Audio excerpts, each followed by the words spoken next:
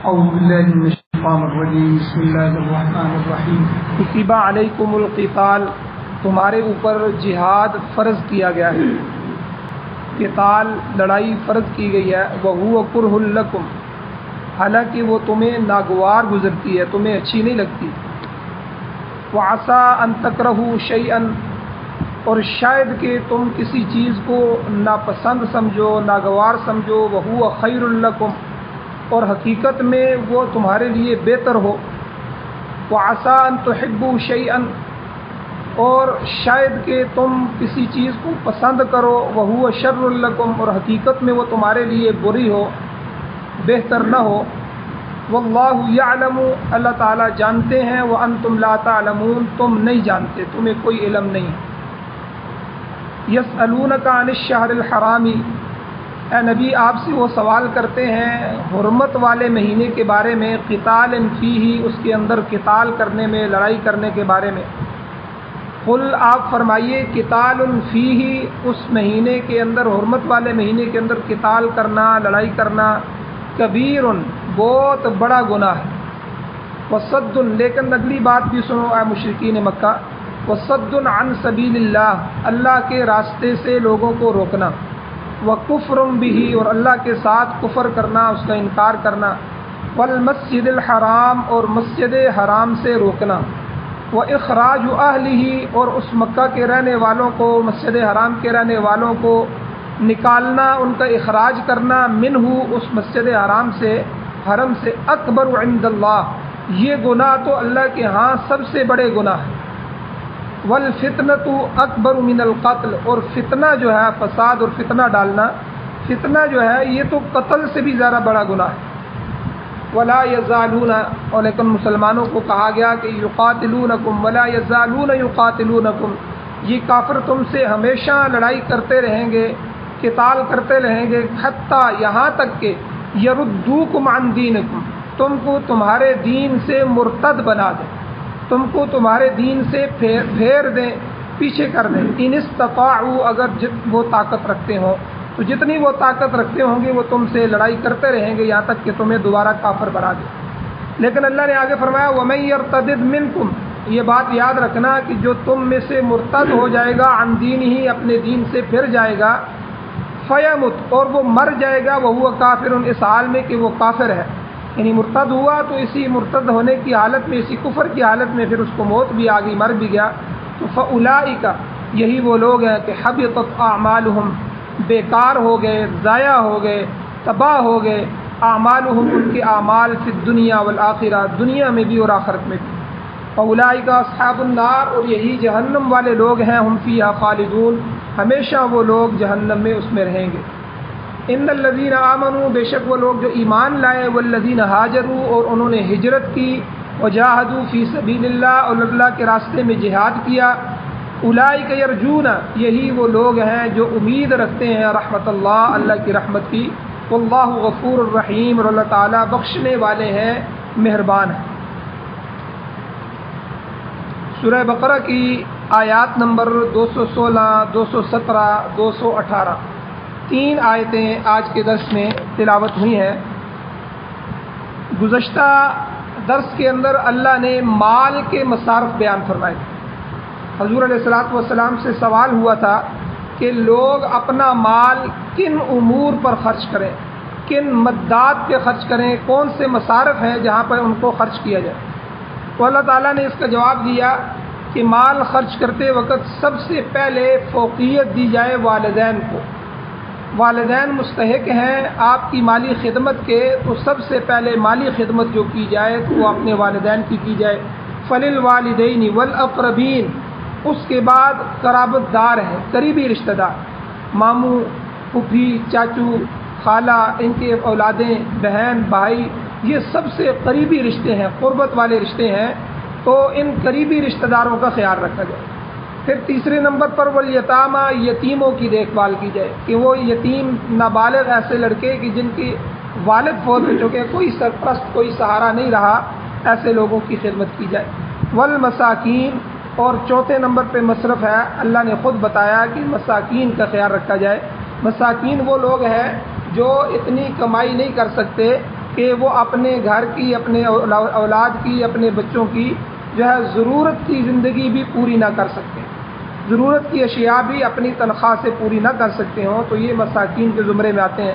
تو مساکینوں کا خیال رکھا جائے۔ پھر 5ویں نمبر پر وابن السبیل، مسافروں کا جو ہے وہ خیال رکھا جائے، ان پر اپنے مال کو خرچ کر دیا جائے۔ تاہم کلیہ کے طور پر، قانون کے طور پر، ضابطے کے طور پر اللہ نے ایک بات کی وضاحت فرمائی کہ نیکی کا جو بھی کام تم سر انجام دو،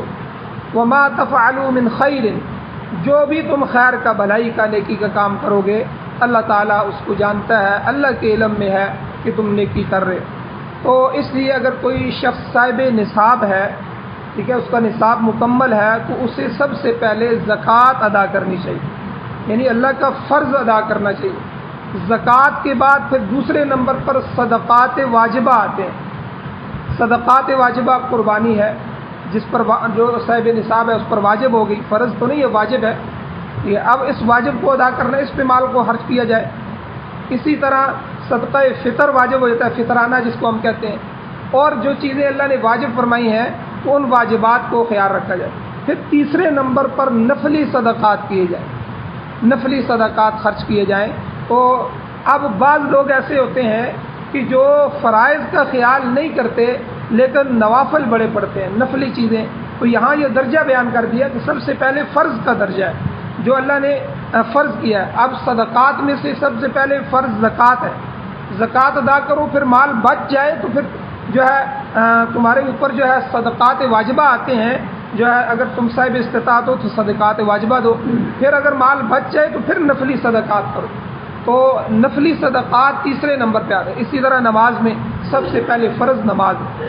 نماز کا اہتمام کیا جائے، پھر اس کے بعد صدقات جو ہے دوسرا واجب نماز ہے، وطر واجب ہیں، اور سنت مؤکدہ جو ہوتے ہیں یہ بھی قریب الی الواجب ہی ہوتے ہیں، ان کی تاکید ہوتی ہے، تو ان سنتوں کا اہتمام کیا جائے۔ پھر نوافل میں اشراق کے نوافل ہیں، تہجد کے نوافل ہیں، اور اوابین کے نوافل ہیں، اور جو ہے صلاۃ التسبیح کے نوافل ہیں، اور بہت سارے نوافل ہیں جن کے بڑے فضائل ہیں۔ اب ایک بندہ تہجد بھی پڑھے، اشراق کا اہتمام بھی کرے، لیکن فرضوں کے اندر کوتاہی کرے، یا فرض کفایہ کا اہتمام کرے، فرض عین کا نہ کرے۔ فرض کفایہ مثال کے طور پر نماز جنازہ فرض کفایہ ہے، ٹھیک ہے، اگر محلے میں سے چند افراد بھی ادا کر دیتے ہیں تو سارے محلے کی طرف سے ادا ہو جائے گا اور سارے گناہ گار نہیں ہوں گے۔ تو لیکن ہم کیا کرتے ہیں، جو ہے اگر عصر کی نماز کے بعد جنازہ ہوگا تو ہم اس محلے میں دوڑتے ہوئے جاتے ہیں، جی ہم جنازہ پڑھ رہے ہیں، لیکن عصر کی نماز نہیں پڑھیں گے، نماز ضائع کر دیں گے۔ جنازے کا اہتمام کرتے ہیں نماز، حالانکہ وہ فرض کفایہ ہے، یہ فرض عین تھی۔ تو اس لیے اللہ نے درجات بھی بتا دی۔ تو بھئی نوافل جو ہے وہ کم سے کم بھی آپ پڑھ سکتے ہیں، نہیں بھی پڑھ سکتے، اگر آپ کے پاس وقت نہیں ہے تو نوافل نہ بھی پڑھیں، لیکن فرائض کا اہتمام کیا جائے۔ فرائض کے اہتمام کے ساتھ پھر ہمت کی جائے کہ واجبات تو خیر پڑھنے ہی پڑھنے ہیں، وہ بھی فرائض کے درجے میں ہی آتے ہیں، لیکن پھر نوافل کو پڑھا جائے، ٹھیک ہے، نوافل کو دیکھا جائے، اس کے بڑے فضائل ہیں۔ تو یہاں بتا دیا کہ نفلی صدقات جو ہے یہ صدقات واجبہ اور زکوٰۃ جو ہے جو فرض ہے اس کے بعد آتے ہیں۔ اور البتہ اللہ نے ایک اور ضابطہ بیان فرمایا کہ اجر و ثواب کے لیے اچھی سے اچھی چیز اللہ کے راستے میں خرچ کی جائے۔ بعض لوگوں کی عادت ہوتی ہے کہ بھئی پرانے کپڑے نکالو نا، جو پرانی چیز، ردی چیز گھر میں پڑی ہوئی ہے، اچھا یار اس کو صدقہ کر دو۔ اب پرانی چیز صدقہ کرتے ہیں،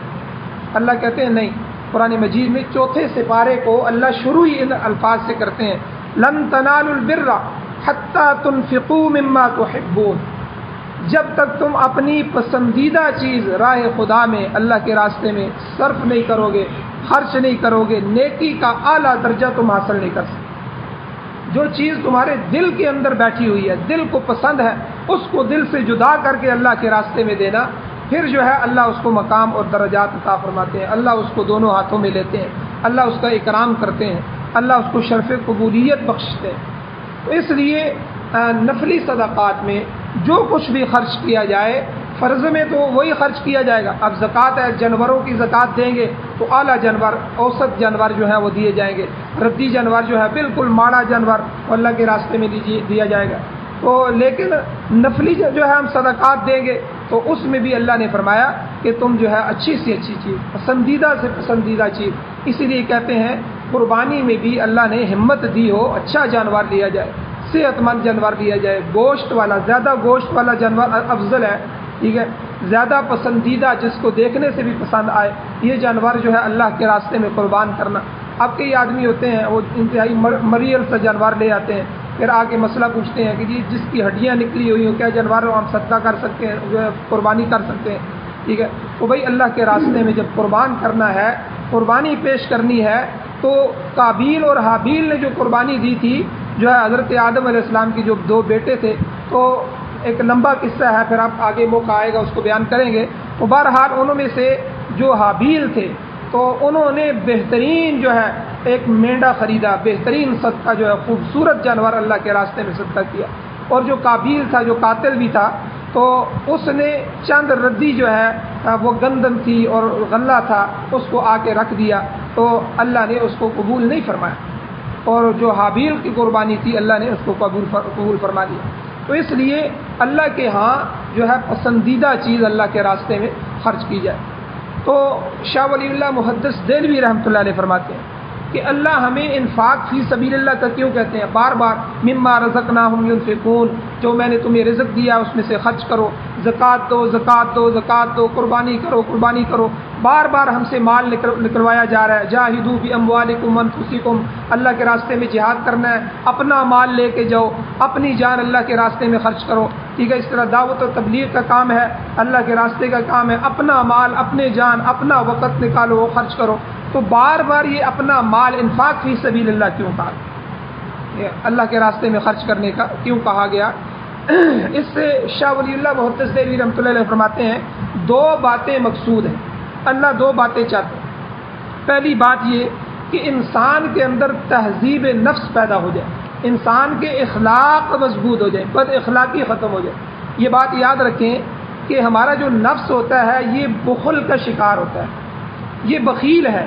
اس کا دل نہیں کرتا کہ کوئی چیز جو ہے خرچ کی جائے، کسی کو دی جائے اللہ کے راستے میں۔ تو یہ جو زکوٰۃ ہے، صدقات ہے، صدقہ فطر ہے، قربانی ہے، یا نفلی صدقات کی جو ترغیب دی گئی ہے، یہ جو نفس کا بخل پن ہے، یہ جو اس کی رذیل خصلت ہے، بری خصلت ہے، اللہ انسان کو، نفس کو اس سے پاک کرنا چاہتے۔ یہ پہلا مقصد ہے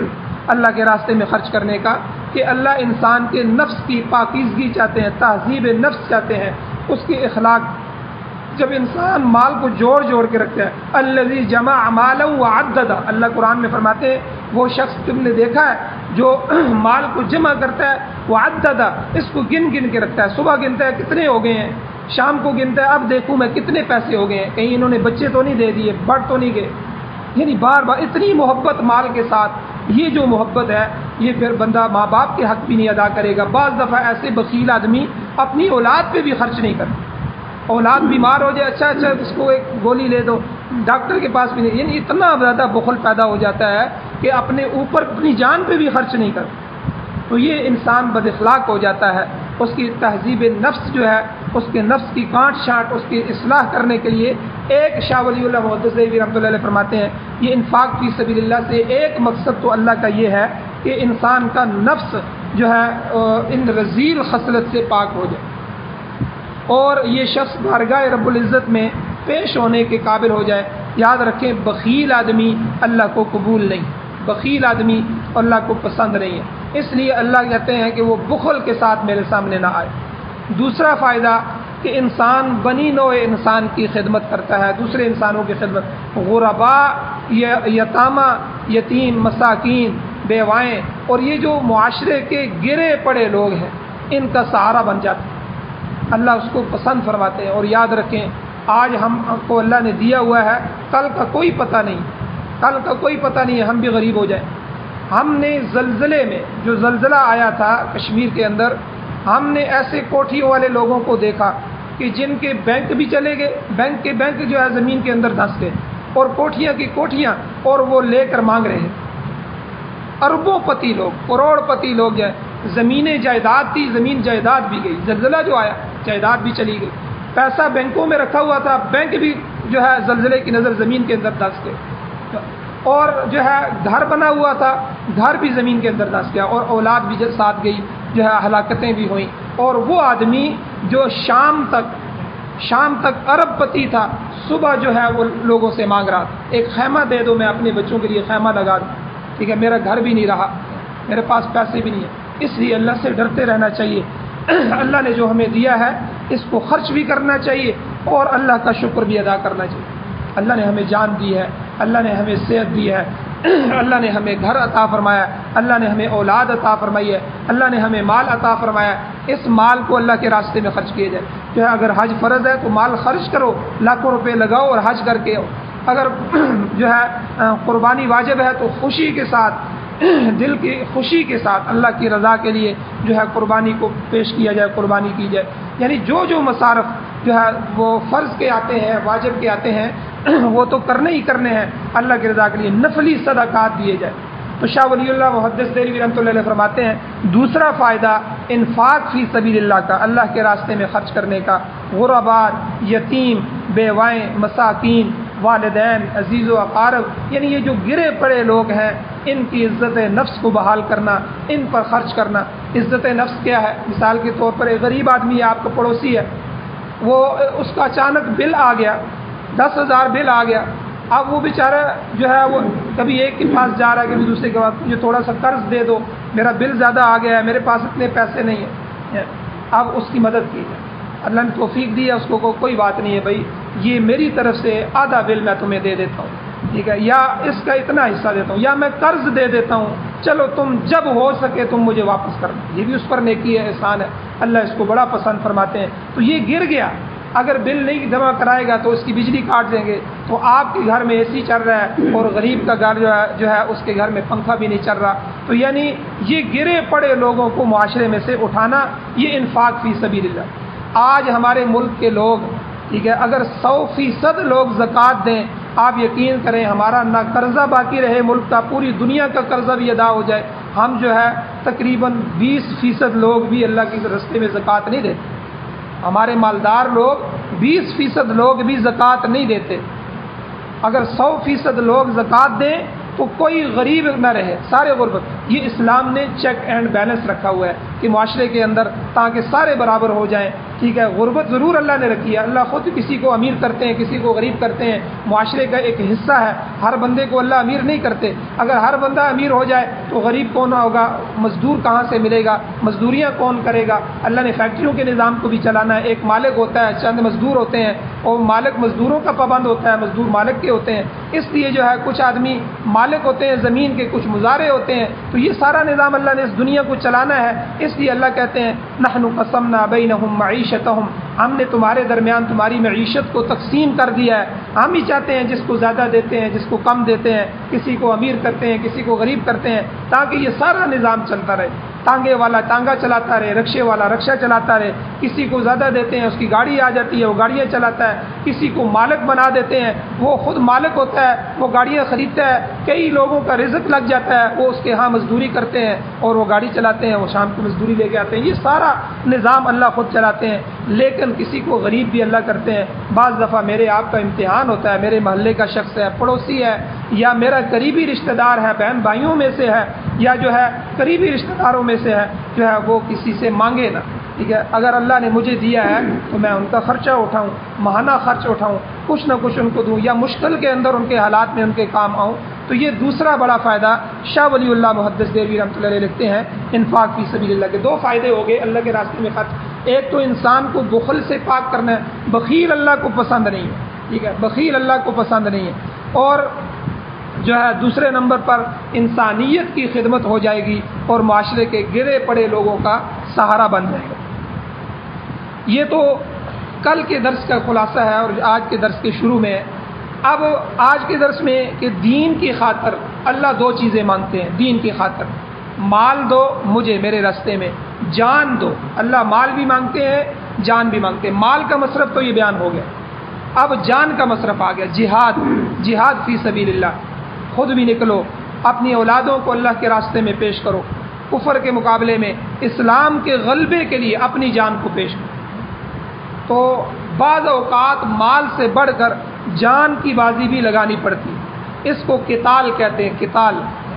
تو قرآن نے اس کو قتال سے تعبیر کیا ہے۔ جہاد اور قتال یہ دو لفظ جو ہیں قرآن مجید میں اور حدیث میں استعمال ہوئے ہیں۔ بعض مفسرین، بعض حضرات کہتے ہیں جہاد عام لفظ ہے، یہ جہاد قتال کے لیے بھی بولا جاتا ہے، اور عام جو چیزیں ہیں جو ہے جیسے اللہ کے راستے میں نکلنا، یا طالب علم اللہ کے راستے میں نکلتا ہے، یا زبان سے کسی کے خلاف مناظرہ کرنا، یا کوئی ایسی کتاب لکھنا جس سے حق واضح ہو جائے، یہ بھی جہاد کی قسمیں بعض حضرات۔ لیکن بعض حضرات کہتے ہیں جہاد اور قتال ایک ہی ہے، اور یہ خاص اصطلاح ہے، اس میں صرف اور صرف اللہ کے راستے میں نکل کر اپنے جان اور مال کی بازی لگا کے اسلام کے غلبے کے لیے کوشش کرنا، اسی کو جہاد کہتے ہیں۔ تو بہرحال راہ خدا میں لڑائی کے ذریعے جان پیش کرنا، جب کوئی دشمن جو ہے مقابلے میں آ جائے تو پھر اس بات کی پرواہ نہیں کرنا کہ میری جان سلامت رہتی ہے کہ نہیں رہتی، یہ جان اللہ کی دی ہوئی ہے، اللہ کے راستے میں لگ جائے، یہ قتال ہے۔ اسی لیے حدیث میں بھی فرمایا، قرآن مجید میں بھی بار بار فرمایا جاہدوا باموالکم وانفسکم، کہ اللہ کے راستے میں اپنے مالوں کے ساتھ اور اپنی جانوں کے ساتھ جہاد کرو، خود بنفس نفیس بھی میدان جنگ میں شریک ہو، کود پڑو، اور جو ہے اپنے مال کو بھی خرچ کرو۔ اپنے مال کو 1 روپے کو اللہ کے راستے میں جہاد کے اندر خرچ کرنا، یہ 7 لاکھ روپیہ صدقہ کرنے کا ثواب، یہ وہ ثواب ہے جو اللہ کے راستے میں خرچ کرنا ہے۔ تو جو ہے سب سے زیادہ ثواب جہاد فی سبیل اللہ کے اندر خرچ کرنا ہے، مجاہدین پر خرچ کرنا ہے۔ اسلام کے شعبوں میں سے سب سے اہم شعبہ ہے جس میں مال خرچ کرنے کی سب سے زیادہ قیمت اللہ کے ہاں لگتی ہے۔ اور اسی طرح اللہ نے یہاں فرمایا کہ کتب علیکم القتال، تم پر قتال فرض کیا گیا، جہاد فرض کیا گیا۔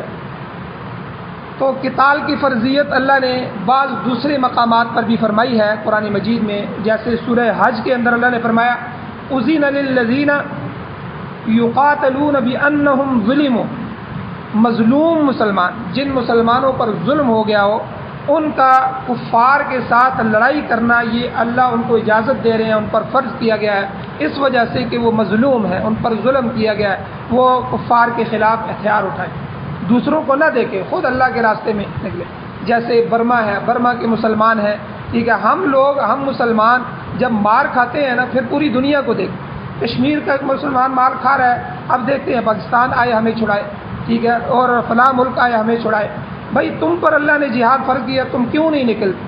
تم خود اللہ کے، اب دیکھو افغانستان کے مسلمانوں پر جب امریکہ آیا 48 ممالوں کے ساتھ، انہوں نے پوری دنیا میں کسی کو آواز نہیں دی، وہ خود کھڑے ہو گئے اور ڈٹ گئے، ان کے پاس اگر لکڑی آئی تو لکڑی کے ساتھ کھڑے ہو گئے، کسی کو کلہاڑی ملی کلہاڑی کے ساتھ کھڑے ہو گئے، اور کسی کو چند گولیاں ملی اس کے ساتھ کھڑے ہو گئے، پھر اللہ کی نصرت آ گئی ان کے ساتھ،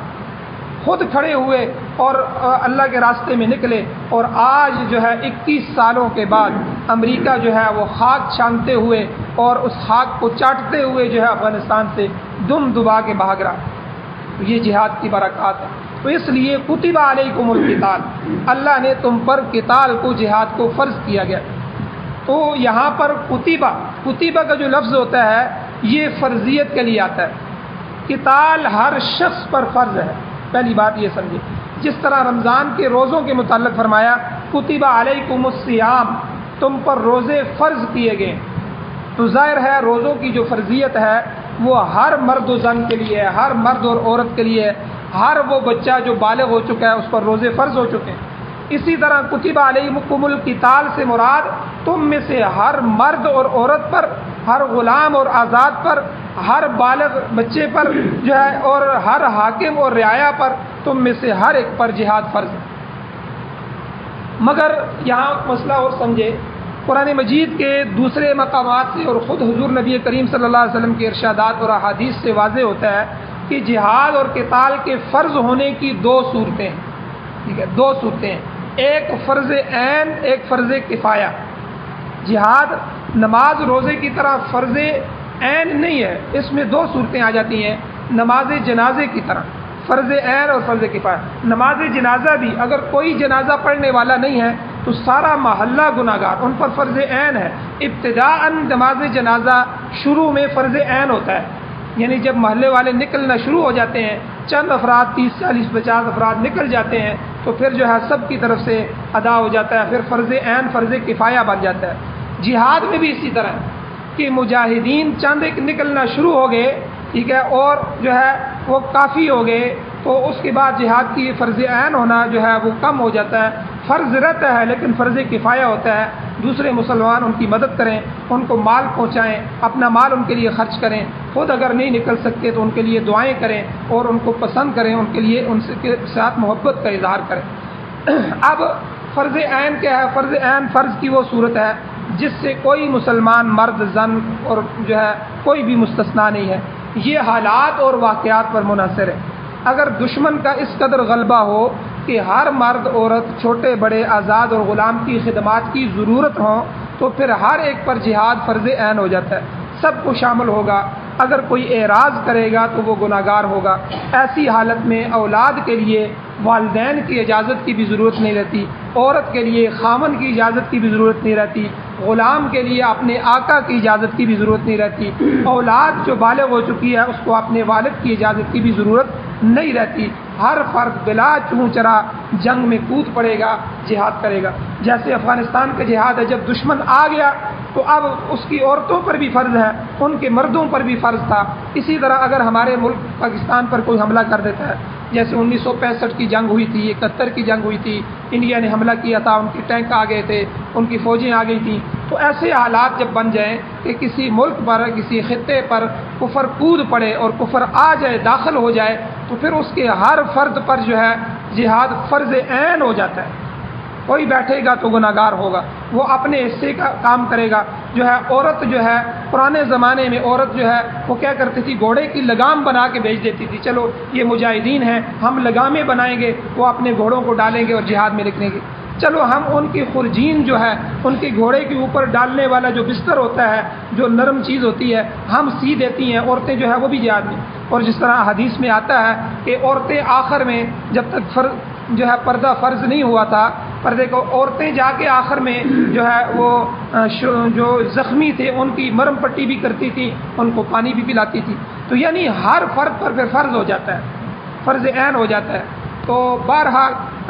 عام حالات، یہ تو خاص حالات ہیں، اگر عام حالات ہیں، عام حالات میں جو قتال کا فریضہ ہے وہ فرض کفایہ کے طور پر ادا کیا جاتا ہے۔ جب جنگ کے لیے فوجی جوان کافی ہوں، اپنی فوج کافی ہو اور وہ اپنا دفاع کر سکتے ہوں اور بوقت ضرورت دشمن پر کاری ضرب لگا سکتے ہوں، مجاہدین کافی ہو گئے ہوں، تو ایسی صورت میں صرف ان خاص مجاہدین کا، ان خاص فوجیوں کا جنگ میں شریک ہونا تمام مسلمانوں کو کفایت کر جائے گا، ان کے لیے کافی ہو جائے گا اور یہ فرض کفایہ ہوگا۔ ہر ایک کا قتال میں شامل ہونا ضروری نہیں ہوگا۔ اسی طرح جس طرح میت کا جنازہ فرض کفایہ ہے، جب بعض لوگ جنازے میں شامل ہو جائیں تو باقیوں سے فرض ساقط ہو جاتا ہے۔ البتہ اگر کوئی بھی شریک نہیں ہوگا تو پھر سب کے سب لوگ گناہگار ہوں گے۔ اب یہاں آخری بات سمجھیں کہ عام حالات میں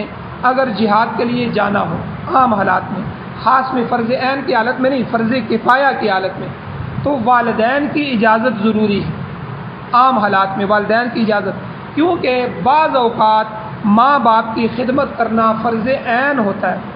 ماں باپ کی بعض اوقات، ہر وقت نہیں، بعض اوقات ایسے حالات ہوتے ہیں کہ یہ اولاد اکیلی اولاد ہے اور ماں باپ کی یہی خدمت کر رہا تھا، تو ماں باپ کی خدمت فرض عین ہے، تو جہاد میں شمولیت فرض کفایہ ہے۔ حدیث شریف میں آتا ہے کہ ایک شخص حضور علیہ السلام کی خدمت میں حاضر ہوئے،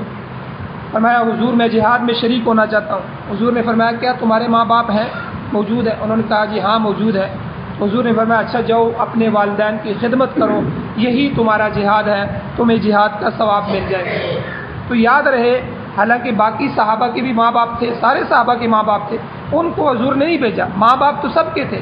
حضور کے ساتھ نکلنا تو سب کے لیے فرض تھا، لیکن اس کے ماں باپ ایسے ہوں گے کہ جو اس کی خدمت کے محتاج ہوں گے، اس لیے حضور علیہ السلام نے فرمایا ان کی خدمت آپ پر فرض عین ہے، جو ان کی خدمت کرو۔ تو اس لیے یاد رکھیں، جب والدین صاحب ثروت ہوں، مالدار ہوں، صحت مند ہوں، ان کو کسی کی ضرورت نہ ہو، محتاج نہ ہو، یا اگر محتاج ہیں یا خدمت کی ضرورت ہے تو دوسرے بھائی موجود ہوں، تو پھر ان کی اجازت جہاد کے لیے ضروری نہیں، پھر جہاد کے لیے جانے میں ان کی اجازت ضروری نہیں ہے۔ اس وقت ضروری ہے جب اس کی خدمت کے محتاج ہو، اس کے علاوہ کوئی اولاد نہ ہو، یا اس سے مانوس ہو، یا یہی باقی اولاد کی بنسبت خدمت کر سکتا ہو، یہی دیکھ بھال کر سکتا ہو، پھر اس کے لیے جہاد میں جانے سے زیادہ والدین کی خدمت کرنا اس کا ثواب زیادہ ہے۔ اللہ جل شانہ سے دعا ہے اللہ ہمیں عمل کی توفیق عطا فرمائے۔ اللہ تعالیٰ جس طرح ہمارے اوپر دوسرے فرائض ہیں، جہاد بھی فرض ہے، اللہ ہمیں جہاد بھی کرنے کی توفیق عطا فرمائے۔ آمین۔ الحمدللہ رب العالمین والعاقبۃ للمتقین والصلاۃ والسلام علی رسولہ النبی الأمی الکریم۔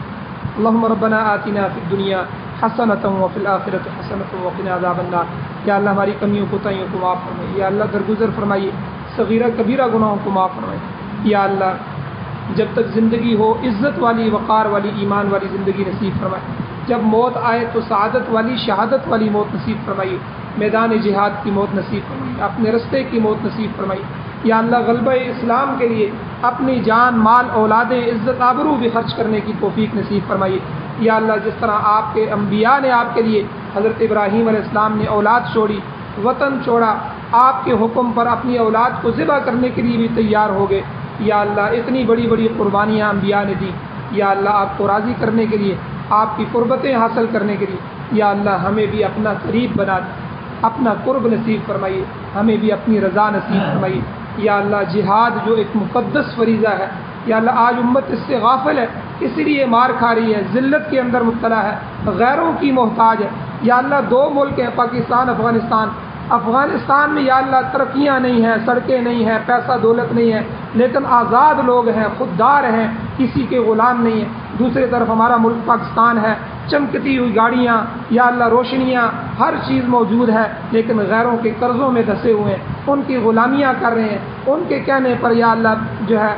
خلاف اسلام، خلاف شریعت، آپ کی ناراضگی کے بل جو ہے وہ اسمبلیوں میں پاس کر رہے ہیں۔ یا اللہ کتنا فرق ہے آزاد اور غلام کا۔ یا اللہ یہ جہاد کی برکات ہے، ایک ملک آزاد ہے، یا اللہ وہ خوددار ہیں، دوسرا ملک بے غیرت بن گئے ہیں، یا اللہ ان کی غیرت ہی ختم ہو گئی ہے، غلام در غلام نسلوں کو بھی غلام بنا رہے ہیں۔ یا اللہ جب سے آپ کے حبیب نے فرمایا لو ترکتم الجہاد لسلط اللہ علیکم الذلہ، اگر تم جہاد چھوڑ دو گے اللہ تم پر ذلت کو مسلط فرمائیں گے۔ یا اللہ آج ہم نے جہاد چھوڑا، آپ نے ہم پر ذلت کو مسلط فرمایا۔ یا اللہ ہمیں جہاد کی برکات نصیب فرمائیے، ہمیں جہاد نصیب فرمائیے، اپنے جان مال خرچ کرنے کی توفیق نصیب فرمائیے، مجاہدین کی مدد نصرت کرنے کی توفیق نصیب فرمائیے۔ یا اللہ آپ کا نظام سب سے اعلیٰ ہے، آپ نے اپنے آئین کے لیے، اپنے نظام کے لیے انبیاء کی قربانیاں قبول فرمائیں۔ ایک نبی آتا وہ شہید کیا جاتا، دوسرا بھیج دیتے تاکہ آپ کی آواز باقی رہے، آپ کا نظام باقی رہے۔ یا اللہ ہمیں اپنا نظام عطا فرمائیے، قرآن و سنت کے نظام کو پوری دنیا میں یا اللہ ترویج عطا فرمائیے، اس کی اشاعت کرنے کی توفیق نصیب فرمائیے، اس کے غلبے کے لیے یا اللہ ہمیں اپنی جان مال پیش کرنے کی توفیق نصیب فرمائیے۔ یا اللہ ہماری دعاؤں کو میں اپنے فضل و کرم سے قبول فرمائیے۔ صلی اللہ تعالیٰ علی خیر خلقہ محمد وآلہ وصحبہ اجمعین برحمتک یا ارحم الراحمین۔